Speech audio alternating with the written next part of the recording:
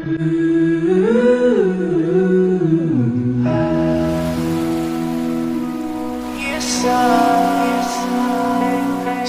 I'm gonna leave. I'm driving so far. Tell me where you coming to. Assalamualaikum warahmatullahi wabarakatuh. Kami dari 12 IPS 3. Kelompok kami ingin mewawancarai salah satu guru di sini mengenai hak dan kewajiban. Perkenalkan, nama saya Grace Trimiana. Nama saya Michelle Fiani. Nama saya Fadil Syifa. Nama saya Charlie Destiana. Nama saya Nanda Eka. Hai, kalian tahu apa itu hak dan kewajiban nggak?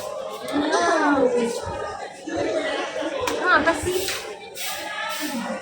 Kalau kalian mau tahu, simak videonya di wawancara berikut ya. Ibu, saya ingin mewawancari Ibu tentang hak dan kewajiban. Menurut Ibu itu Boleh. apa yang Ibu ketahui tentang hak dan kewajiban? Ya, ini sepengetahuan Bu Siti ya. Jadi kalau menurut Ibu, hak itu berkaitan dengan apa yang kita dapat. Itu adalah hak secara umum gitu ya. Sedangkan kewajiban itu berkaitan dengan apa yang kita lakukan. Jadi secara umum, hak itu berkaitan dengan apa yang kita dapat. Sedangkan kewajiban itu berkaitan dengan apa yang harus kita lakukan. Mungkin itu sih. Terus yang pertanyaan yang kedua itu, menurut Ibu hak dan kewajiban itu penting nggak sih jadi di warga negara Indonesia ini? Penting atau tidak hak dan kewajiban gitu ya? Oke, kalau menurut pendapat Bu Siti sendiri, hak dan kewajiban itu amat sangat penting. Kenapa? Karena dengan hak itu kita bisa mendapatkan apa yang memang seharusnya menjadi milik kita. Seperti hak untuk berpendidikan. Sebagai warga negara, kita pastinya berhak dong mendapatkan pendidikan yang lebih baik. Kemudian kewajiban. Kewajiban itu juga sangat penting. Kenapa? Karena dengan kewajiban itulah kita bisa melakukan atau memberikan yang terbaik untuk bangsa kita. Misalkan kalian sebagai pelajar pastinya mempunyai kewajiban, contohnya kewajiban dalam mengikuti kegiatan belajar mengajar. Ibu rasa hak dan kewajiban memang amat sangat penting dilakukan. Oh gitu ya Bu ya? Ya, Kalau sebagai guru, apakah Ibu udah dapat hak dan kewajiban? sebagai guru. Jadi ibu sendiri ya? Ya. Oke, ini yang ibu rasakan ya. Hak ibu sebagai guru di sini alhamdulillah sudah diperoleh. Seperti kita didapat setiap bulannya gitu ya. Itu berkaitan dengan pendapatan. Alhamdulillah sekolah selalu memberikan pada ibu karena itu memang hak ibu gitu kan, berkaitan dengan pendapatan. Kemudian salah satu contoh yang lain adalah dilihat dari kesehatan. Pihak sekolah juga sudah memberikan hak ibu sebagai guru untuk menjamin kesehatan ibu. Misalnya jadi asuransi seperti itu, asuransi kesehatan.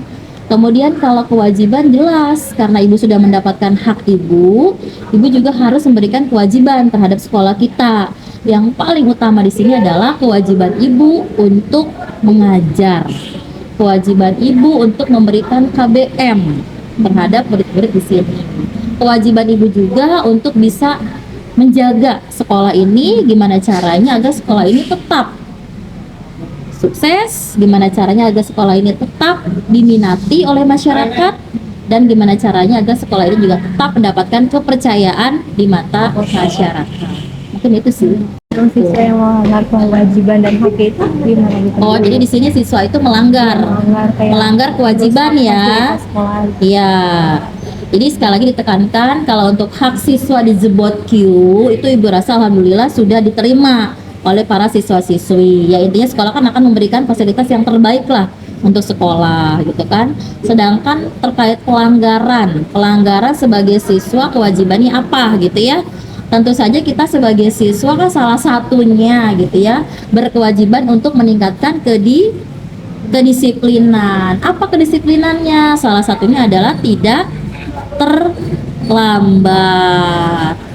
Nah, ibu rasa sebagai siswa itu mempunyai hak yang sama dengan siswi lain dan juga mempunyai kewajiban yang sama. Kewajibannya apa? Yaitu tadi tidak datang terlambat ke sekolah. Artinya benar-benar menerapkan disiplin di sekolah. Mungkin itu sih. Yang pertanyaan terakhir boleh nggak Bu? Boleh. Menurut Ibu hak dan kewajiban itu harus seimbang nggak? Ya, jadi antara hak dan kewajiban kalau menurut Bu Siti itu ibarat mata uang ya. Jadi semuanya harus balance, semuanya harus seimbang. Kenapa? Karena kalau kita hanya menuntut hak saja, ya otomatis kita tidak akan bisa melakukan kewajiban. Begitu pula sebaliknya, kalau kita hanya mendapatkan kewajiban kita saja, ya otomatis tidak akan bisa mendapatkan hak kita. Jadi memang antara hak dan kewajiban itu harus bersama, tidak bisa dilepaskan dan itu harus seimbang. Tujuannya apa? Agar semuanya itu bisa berjalan secara harmonis, agar semuanya bisa berjalan secara beriringan. Jadi memang harus balance atau seimbang. Nah, jadi itu dia penjelasan mengenai hak dan kewajiban dari narasumber yang sudah kita wawancarai tadi. Kurang lebihnya mohon maaf. Sekian dari kami. Terima kasih.